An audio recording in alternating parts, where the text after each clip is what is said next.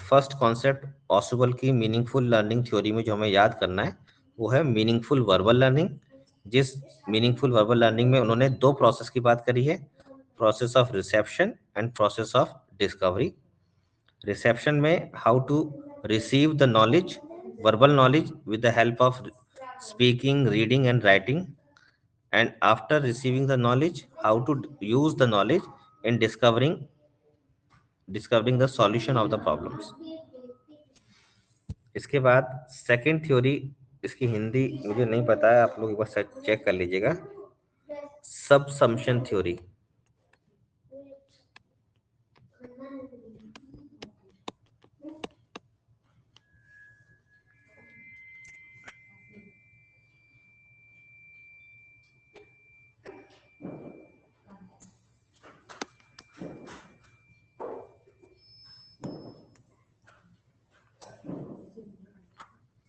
ऑसुबल की जो सबसम्पशन, सब अजम्पशन का ही रूप है, सब अजम्पशन थ्योरी।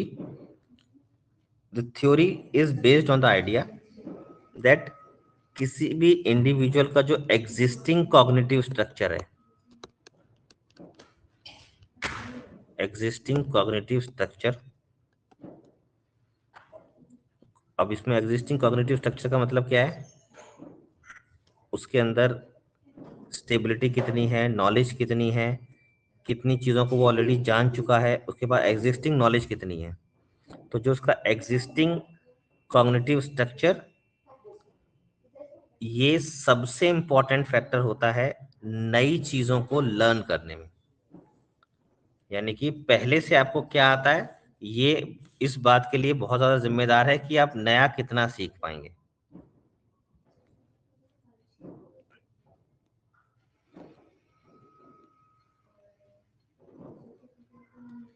अब ये पर्टिकुलर थ्योरी, ऑसुबल ने एक मॉडल डेवलप किया है, एडवांस ऑर्गेनाइजर मॉडल। ये टीचिंग मॉडल्स जब आप पढ़ेंगे, टीचिंग मॉडल से आप पढ़ेंगे एजुकेशन टेक्नोलॉजी में, वहाँ आप ऑसुबल का टीचिंग मॉडल पढ़ेंगे तो वहाँ उन्होंने मॉडल डेवलप किया जिसको एडवांस ऑर्गेनाइजर मॉडल का है। इस मॉडल में उन्होंने ये कहा है कि किसी भी टीचर को कोई भी चीज़ बच्चों को जब पढ़ाए तो उस चीज़ को बच्चों के एग्जिस्टिंग कॉग्निटिव स्ट्रक्चर से रिलेट करते हुए पढ़ाना चाहिए, और इसी कॉन्सेप्ट को वो सबसम्पशन थ्योरी में हाईलाइट कर रहे हैं।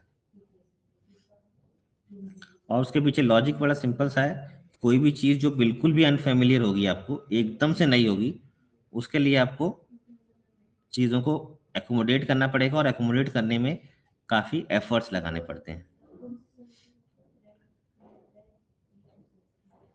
इसके बाद तीसरी थ्योरी या तीसरा प्रिंसिपल जो ऑसुबल ने डेवलप किया है वो है मोटिवेशन थ्योरी और मोटिवेशन प्रिंसिपल।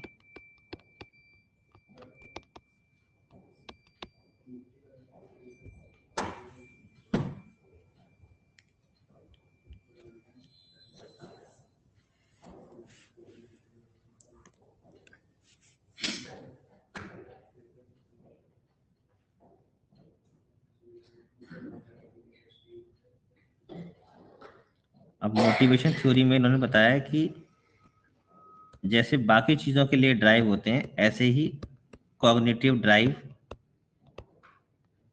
भी होते हैं।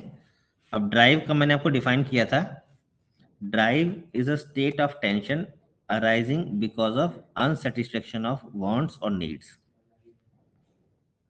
और drive is a state of tension, state of tension arise because of unsatisfaction of want, unsatisfaction of needs। तो यहाँ कॉग्निटिव ड्राइव का मतलब क्या हो जाएगा, यहाँ पे कॉग्निटिव ड्राइव का डेवलप होगा कॉग्निटिव नीड्स। आपके कॉग्निटिव नीड्स क्या है, आपको जानने की जितनी भी इच्छा होती है, आप जितना नया नया डिस्कवर करना चाहते हैं, जितनी नई चीज़ें जानना चाहते हैं, जितना नया ज्ञान लेना चाहते हैं, तो ज्ञान लेने की आपको, फॉर एग्जांपल अभी आपका नेट का पेपर है, नेट के पेपर से पहले आपको कुछ चीज़ों की नॉलेज चाहिए, तो इस वक्त आपको मोटिवेट करने के लिए जो चीज़ जो इनर अर्ज है वो आपकी कॉग्निटिव ड्राइव है, to know the things related to your subject. तो इसी तरीके से एज पर ऑसिबल किसी भी स्टूडेंट को मोटिवेट करने के लिए उसका कॉग्निटिव ड्राइव काफी हद तक जिम्मेदार होता है। और कॉग्निटिव ड्राइव का इन्होंने एक एग्जांपल दिया है अचीवमेंट मोटिवेशन।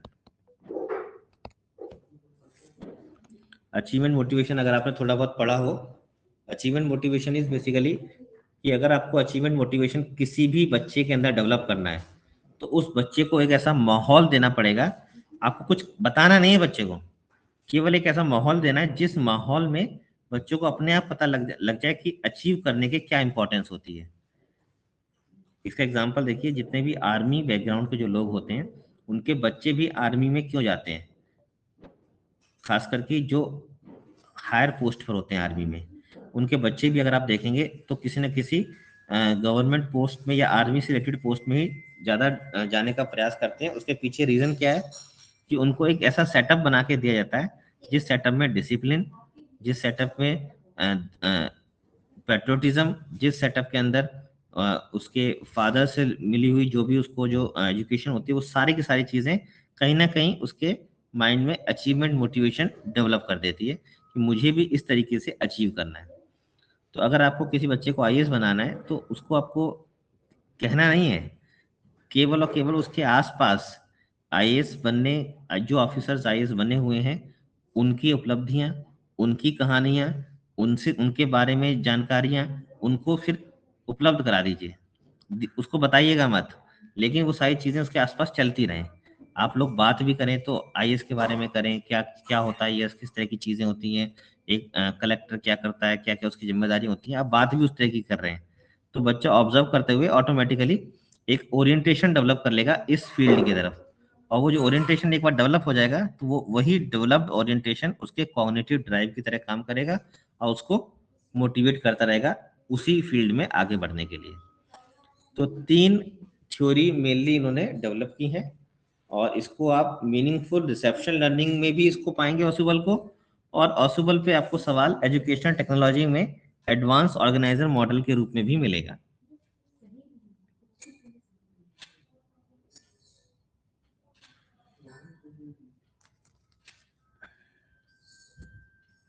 इसके अलावा अगर ऑसिबल की थ्योरी आपने पढ़ ही ली है तो एक बार गुथरी की थ्योरी भी जो है एक बार देख लीजिए। गुथरी भी एक बिहेवियरिस्ट हैं। ज़्यादा कुछ याद ना रखें तो कम से कम गुथरी की थ्योरी का नाम याद रख लें और गुथरी ने क्या इंपॉर्टेंट चीज़ बताई है।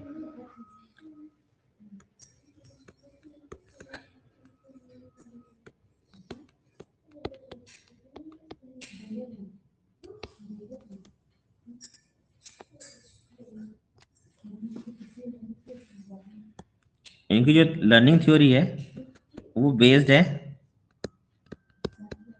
Proximity of stimulus and response. इनके अनुसार स्टिमुलस और रिस्पॉन्स के बीच में जो एक रिलेशनशिप डेवलप होती है वो रिलेशनशिप इस आधार पर डेवलप नहीं होती कि स्टिमुलस होगा तो हमेशा रिस्पॉन्स होगा। वो इस आधार पे होती है कि स्टिमुलस और रिस्पॉन्स कितने क्लोजली कनेक्टेड हैं,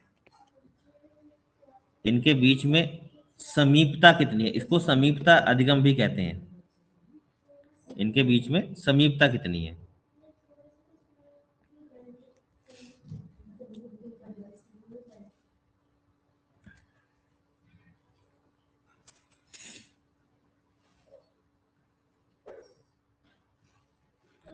तो गुथरी इस बात को बिल्कुल रिजेक्ट करते थे कि बार बार स्टिमुलस देना, बार बार रिस्पॉन्स अचीव करना, इनकी जो रिपीटिशन है इसकी रिपीटिशन से लर्निंग कभी भी नहीं होती।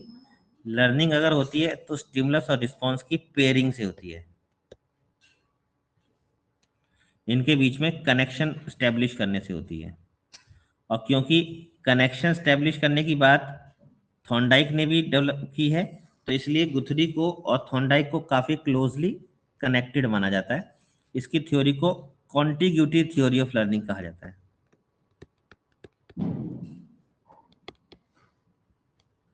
सामीप्यता अधिगम सिद्धांत।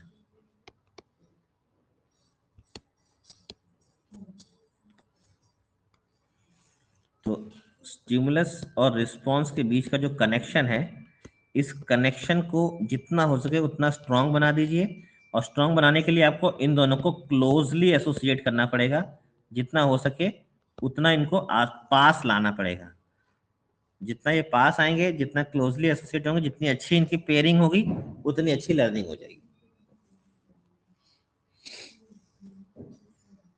और कोई कॉन्सेप्ट? अच्छा, वाइगॉट्स्की की थ्योरी मैंने एक बार शुरू की थी बीच में, लेकिन पूरी नहीं हो पाई थी।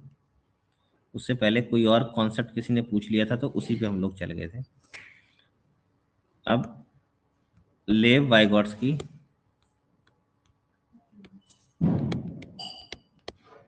की थ्योरी में से हम लोगों को 3-4 चीजें पढ़नी है।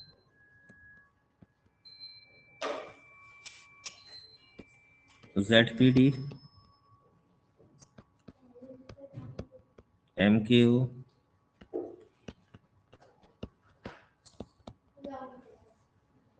स्कैफोल्डिंग,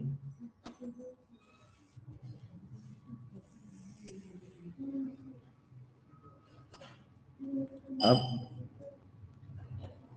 वाइगॉट्स्की के अकॉर्डिंग हर इंडिविजुअल के 2 लेवल ऑफ डेवलपमेंट होते हैं। First, existing level of development, और एक है पॉसिबल लेवल ऑफ डेवलपमेंट।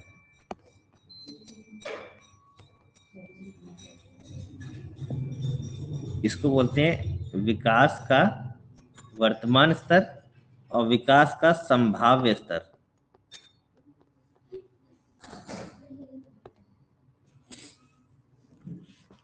और किसी भी इंडिविजुअल को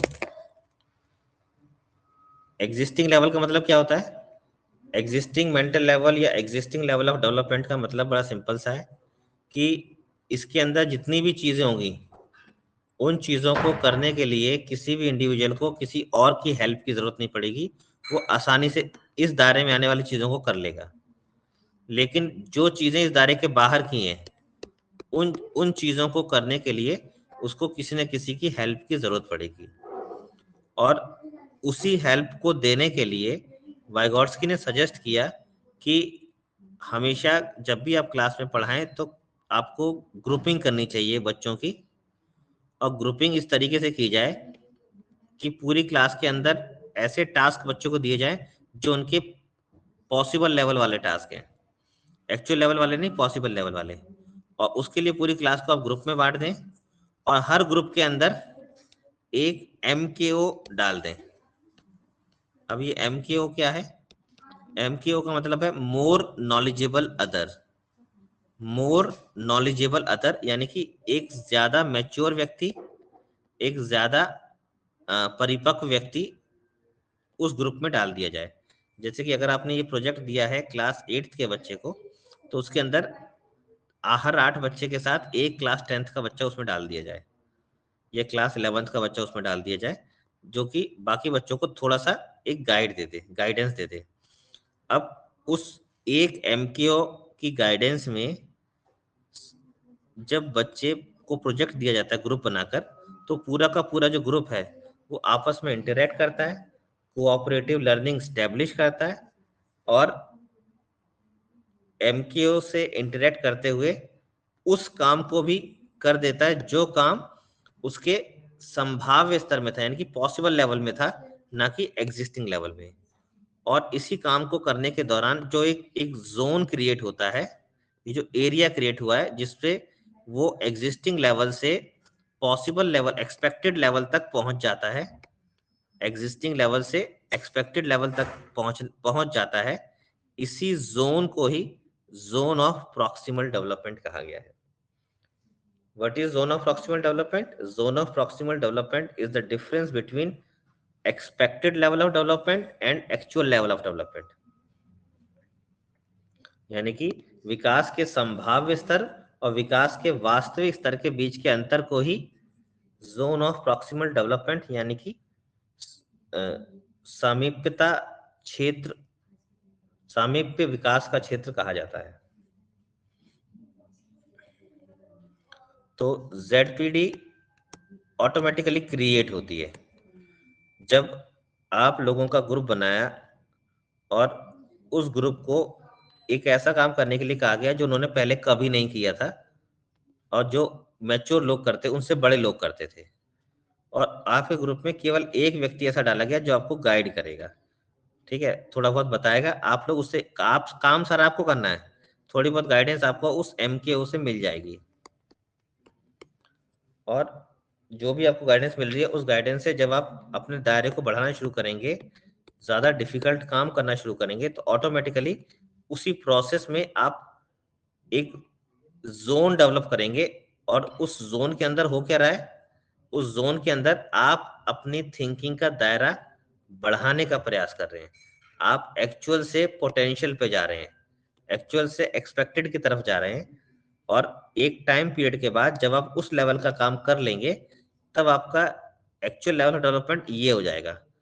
उसके बाद जो आपको अगला काम दिया जाएगा वो आपको, और क्योंकि जब आप इस लेवल का काम कर लेंगे तो एक्चुअल लेवल ऑफ डेवलपमेंट भी आपका बढ़कर ज्यादा हो जाएगा, तो एक्सपेक्टेड लेवल ऑफ डेवलपमेंट आपका और बड़ा हो जाएगा, फिर आपको जो नेक्स्ट नेक्स्ट टास्क दिया जाएगा वो और हायर लेवल का दिया जाएगा। तो इस तरीके से टास्क के माध्यम से, प्रोजेक्ट के माध्यम से, प्रॉब्लम सॉल्विंग सिचुएशंस के माध्यम से टीचर्स क्लास के अंदर एक ऐसा प्लेटफॉर्म प्रोवाइड कराते हैं बच्चों को, जिस प्लेटफॉर्म में बच्चा एक्चुअल लेवल से पोटेंशियल लेवल तक पहुंचने का प्रयास करता है, और ये जो सारी एक्टिविटी वो करते करते एक जोन क्रिएट कर लेता है, जिस जोन को क्या नाम दिया गया है, जोन ऑफ प्रॉक्सिमल डेवलपमेंट। और इस तरह के टास्क प्रोवाइड करने की जब प्रोसेस है, उस प्रोसेस को कहा गया है स्कैफोल्डिंग, और उस प्रोसेस के अंदर मतलब एक मंच प्रदान करना, आपको प्रॉब्लम क्रिएट करना, आपके सामने प्रोजेक्ट क्रिएट करना, प्रोजेक्ट आपको देना, ये सब स्कैफोल्डिंग का हिस्सा है।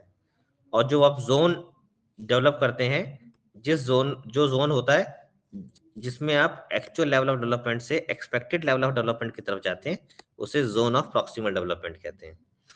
और इसमें ग्रुपिंग करते समय आपको किसकी जरूरत पड़ती है, एक एडिशनल मैच्योर पर्सन की जरूरत पड़ती है। अब वो टीचर चाहे तो उसका रोल खुद भी प्ले कर सकता है, या दूसरी क्लासेस से हायर लेवल के जो बच्चे उनको उसमें शामिल कर सकता है, जिनका काम केवल गाइड करने का होगा, वो खुद कुछ काम नहीं करेंगे, ऐसे लोगों को मोर नॉलेजेबल अदर कहा है। तो इस तरीके से ग्रुपिंग करते हुए, प्रॉब्लम सॉल्विंग कराते हुए, जोन ऑफ प्रॉक्सिमल डेवलपमेंट करते हुए स्कैफोल्डिंग प्रोवाइड कराई जाती है, और इसी स्कैफोल्डिंग के माध्यम से आइडियाज को क्रिएट करना, डेवलप करना, नरिश करना सिखाया जाता है, और इसी प्रोसेस को ही, इस तरह से जो जो लर्निंग होगी, उस लर्निंग को ही वाइगोट्स्की ने कंस्ट्रक्टिविस्ट अप्रोच ऑफ लर्निंग कहा है।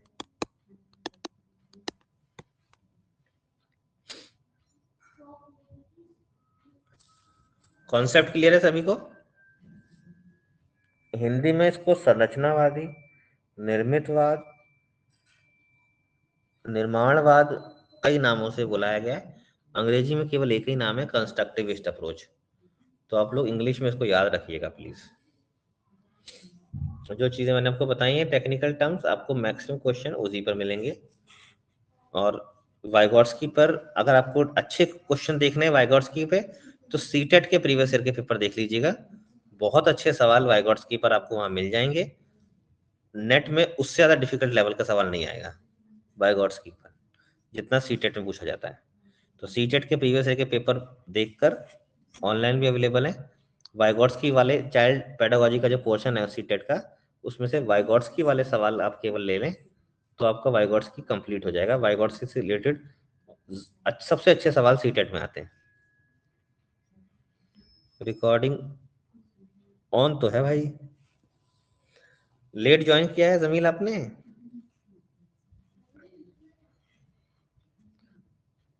और कोई सवाल जो आपको लगे, कोई टॉपिक जो जिस पर आपको एक जिस्ट की जरूरत हो, क्रक्स की जरूरत हो, या ज्यादा एक्सप्लेनेशन की जरूरत है, तो आप पूछ सकते हैं।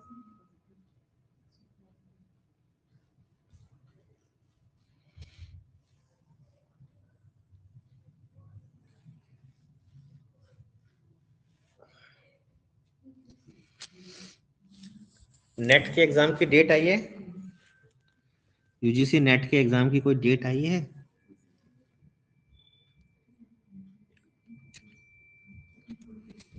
आई थिंक हाँ, लगभग 10 से 12 मार्च के आसपास हो सकता है।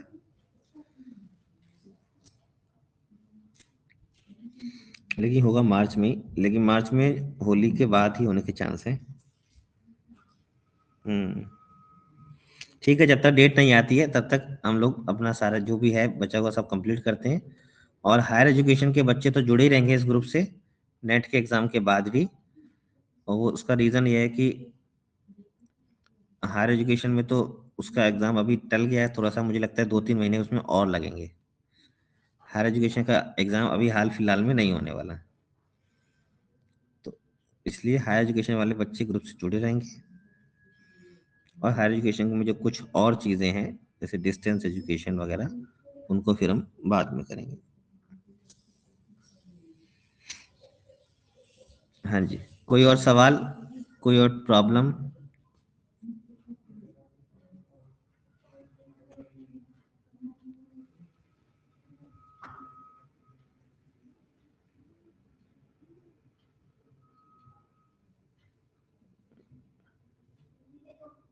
पूरी साइकोलॉजी में से कोई टॉपिक आपको ऐसा लग रहा हो जिस पर आपने सवाल देखा हो और आप चाहते हो कि वो कुछ क्लास में कवर करा दिया जाए?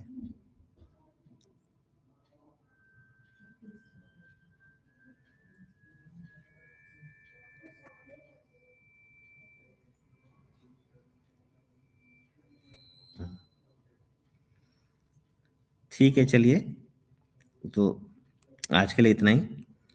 कल की क्लास में हम लोग एजुकेशनल टेक्नोलॉजी, और उसमें भी हम पहले उन चीज़ों को पढ़ेंगे जो एडवांस हैं और नई ऐड हुई हैं। ठीक है, क्योंकि पुरानी एजुकेशन टेक्नोलॉजी आप कई बार पढ़ चुके होंगे बीएड एमएड में। जो चीज़ें नई आई हैं पहले हम उनके बारे में पढ़ेंगे। Good night.